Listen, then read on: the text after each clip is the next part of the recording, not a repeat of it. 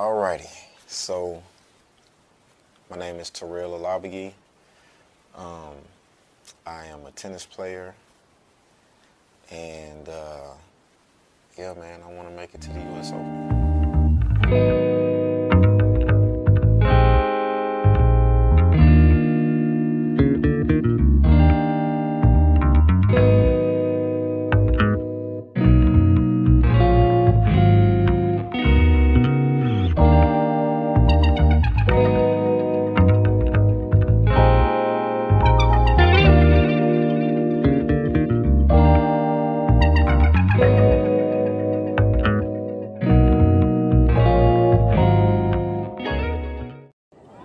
Yeah, you can't delete an old habit, you have to replace it. And the only way to replace it is with enough reps, doing it a different way or the right way. All right, set the timer.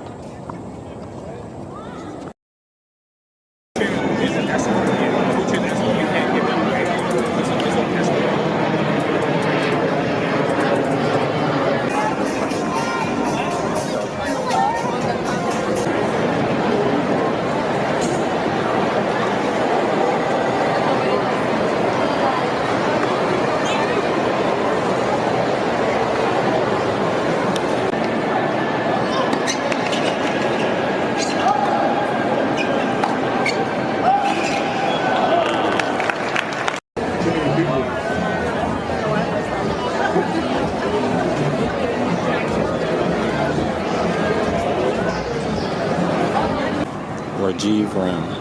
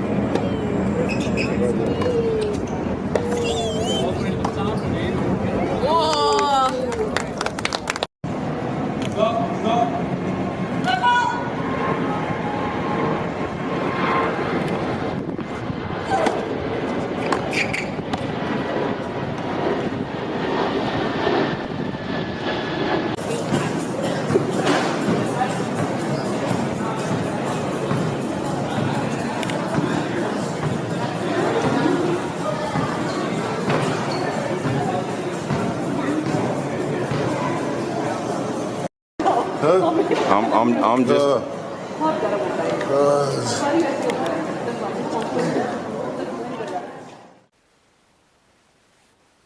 Probably sounds a little crazy.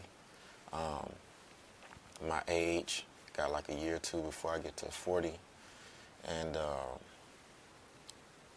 I really want to give professional tennis one more shot. I've been playing since I was at the age of 3 years old. And I took small breaks here and there. Like once when I was 13, I got upset, probably playing, some of the best of my life, and I got frustrated because couldn't really afford for me to play more tennis or play on higher levels. And so I quit to try basketball out, just to, I was always interested in it, but when I got to high school, I did pretty good in a little church league or whatever. Won a championship my first season. And I got to high school, went to Westlake High School, and the basketball program there is one of the top in the nation, I would say. We won 2 state championships in my 4 years being there. And after trying out for the team, I quickly realized that I'm a good athlete, but I don't like basketball like I love tennis. I graduated, made it to got a full scholarship to Morehouse College, and while there, tennis was up and down for me. I played on the team my whole 4 years, actually 5, and by the time I got to my junior year, I started to kind of lock into the type of tennis player I wanted to be. I always knew I wanted to play professional tennis, but I had no idea how I was going to get there. And so my last 2 years, I was undefeated. Maybe I lost like 1 or 2 matches, a singles match and a doubles match out of conference. But other than that, like, in conference or anything else. Even most of the ones out of conference, I wasn't losing to anybody. I just kind of found my flow. I graduated. I played professionally, or I tried to anyway. It was kind of sparse.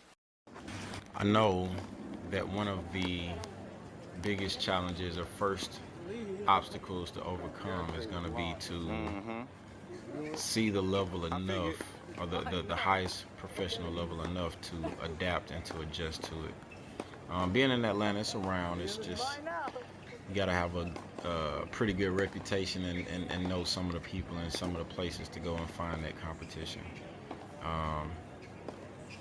So yeah, that's going to be step one, to train for and on the level, so that when I get to these tournaments, it's not a culture shock.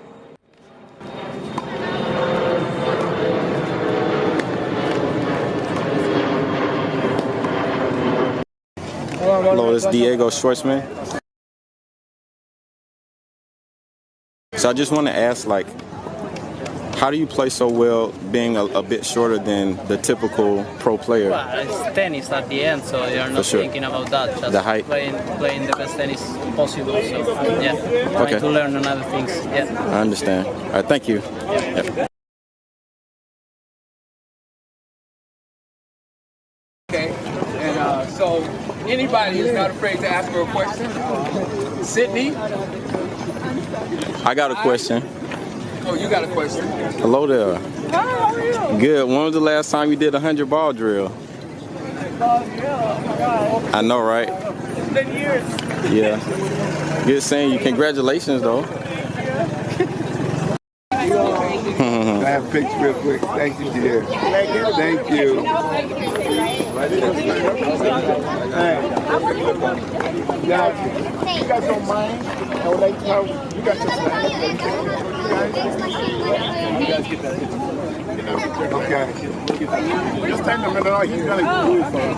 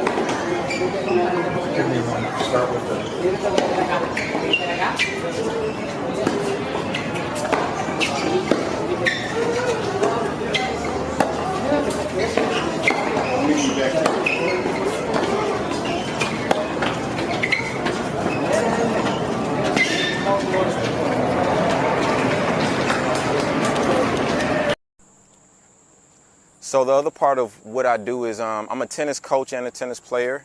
But part of my ambition, making it to the U.S. Open, is equal parts selfish ambition and desire of wanting to max out my ability and my natural ability. I've been playing tennis since I was 3 years old. Like, who would be satisfied? Well, I can't talk about anybody else. I'm not satisfied with what I've accomplished in tennis yet. I want to at least make it to the first round main draw of the U.S. Open, at least. before I commit fully to coaching. The other half of that is I started my own tennis company about 2 or 3 years ago. I've you know, got a pretty good resume and a name, and I can work in pretty much anywhere in Atlanta, but I chose to go on work for myself to create my own academy so that I can service my clients, my students, my culture in my own kind of way. And in my junior academy, about a year ago, one of my top students, I had all girls in my academy. It wasn't intentional; it just happened that way. And one of my best student left because she wanted to hit with boys. She felt like that would have prepared her more to compete better in higher levels of competition, even though she had a bunch of technical stuff that she was just really lazy and undermotivated to work on. And she said that I hit too hard or I'm unrealistic. So anyway, so what that did was that sparked me to, because I know tennis, and I would dare to say I know it way better than they do. They're still new to it and learning, but I understand what's on the other side of that and what I'm looking at, or what we were really dealing with and looking at, but they didn't. And so what that did to me, aside from a little hurt feelings, but it's cool. I understand you got to do what you got to do, or whatever you feel is best.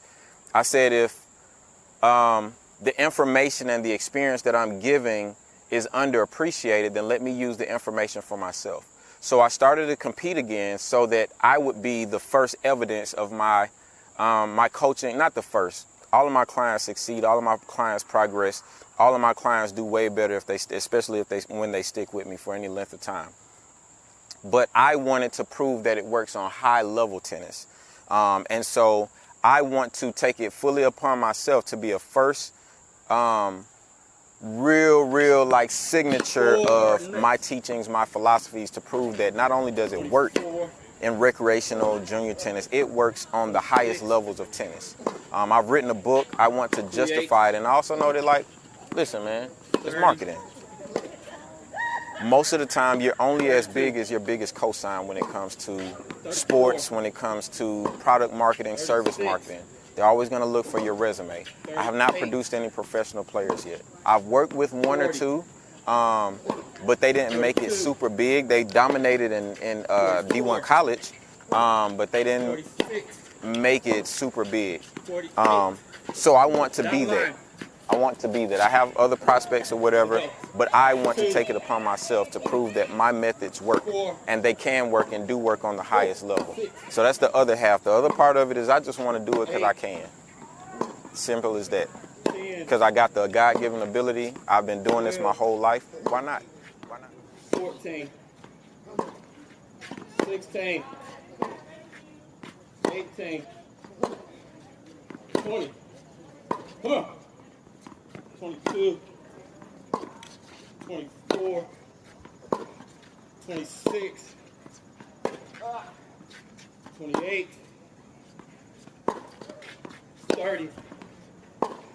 Let's go!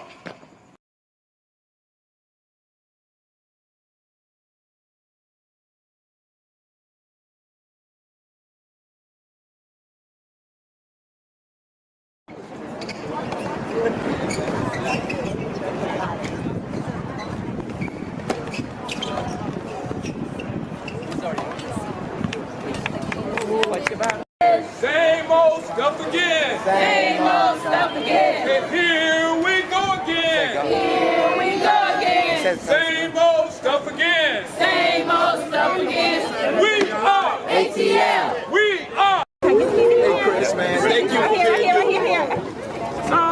You gotta flip it. Oh, yeah. There you go. All right. Mom and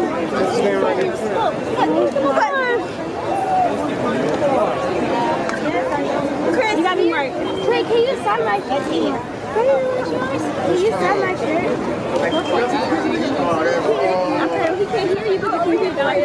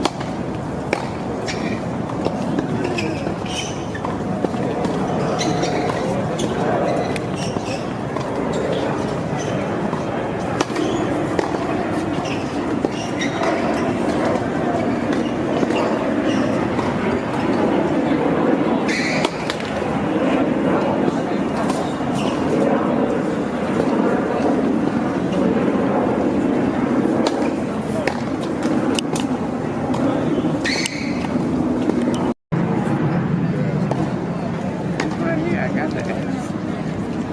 Oh, man, we go to schedule. That's Monday.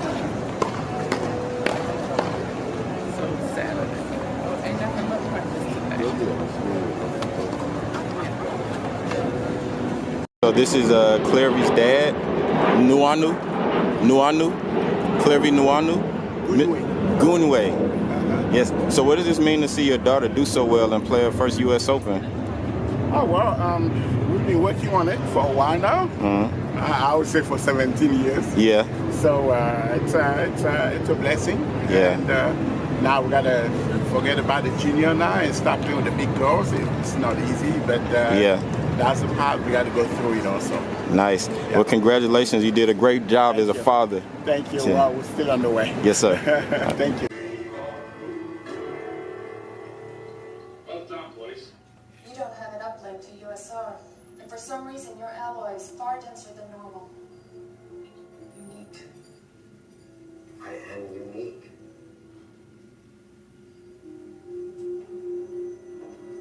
Let me take a look.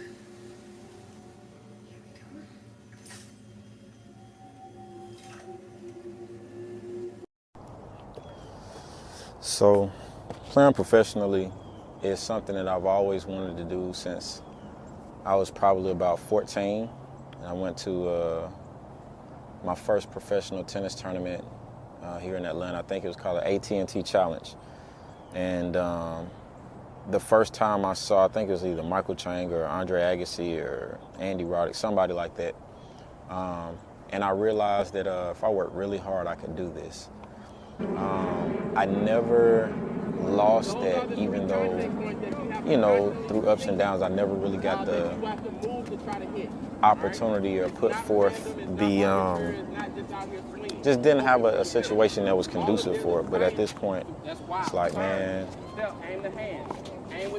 is there ever a great time to do something amazing or great or phenomenal? Like, that's what makes it great, right? It's because it's not easy to accomplish.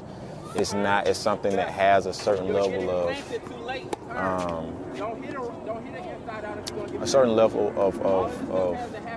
difficulty, tumultuousness that you have to overcome in order to accomplish it. So yeah, at this point, I feel like this is as close as I'm gonna get to an ideal situation to try to accomplish this. And